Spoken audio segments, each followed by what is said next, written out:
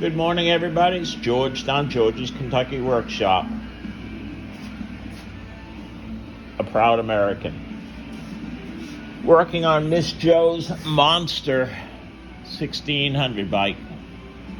I got the back wheel all painted. Got the disc all painted and mounted. Got that pulley all mounted and painted. I put the rotor on. The original screws that held the rotor on here, they were like a big button head screw, and they were rusty.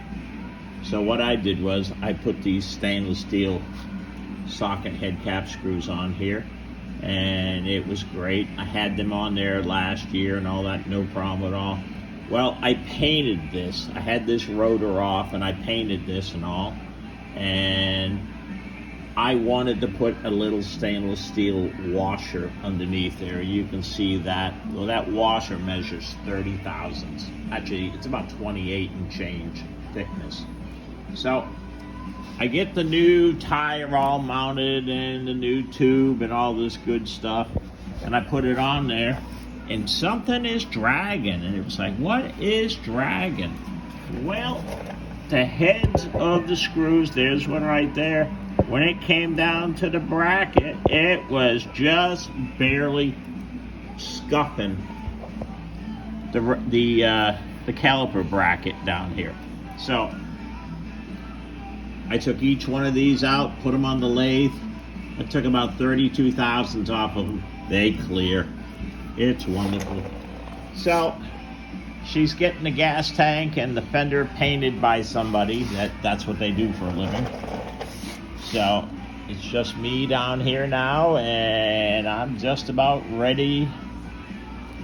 I gotta tighten up a few bolts here and go over a few pieces of hardware, but other than that, I get her fender back. We'll get the fender remounted. We'll get the gas tank back on. That's that brand new bigger gas tank. We'll get that mounted and get the lines all plumbed and everything. And my wonderful Joe is just about ready to hop on this monster and start riding it whenever she wants to. So I've had a lot of conversations this past week about people with gas filters.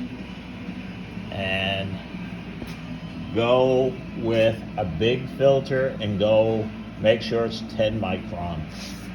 Anything different than that, you're putting a lawnmower gas filter on there, which will be letting things 30, 40 micron or bigger in there.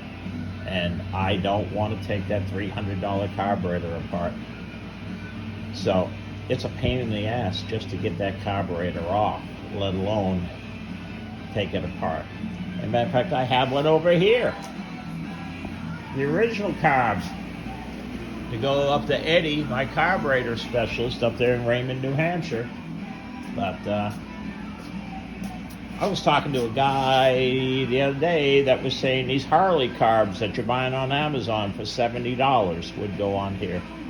And I've seen a lot of guys talking about those carburetors that they're putting on those big Harley V twins that are good to go right out of the box.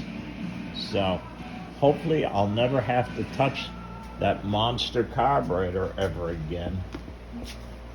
But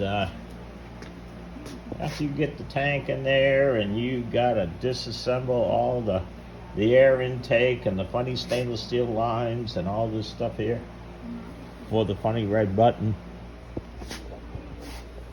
for that solenoid valve for a funny blue bottle in the back. After you take all that apart, I don't want to take all that apart again. I've been there a couple times already. I don't want to go back. Well, that's it. New tire. She's all put back together. We'll go over all the nuts and bolts, and she's pretty much ready for Miss Joe to take her out after she gets me back all the sheet metal. So pretty cool this morning. It was pretty nippy. It was like 40 down here this morning. Fired up the stove. We're running almost 80 over here now. So I know a person, Mr. Jody. We won't mention his back name.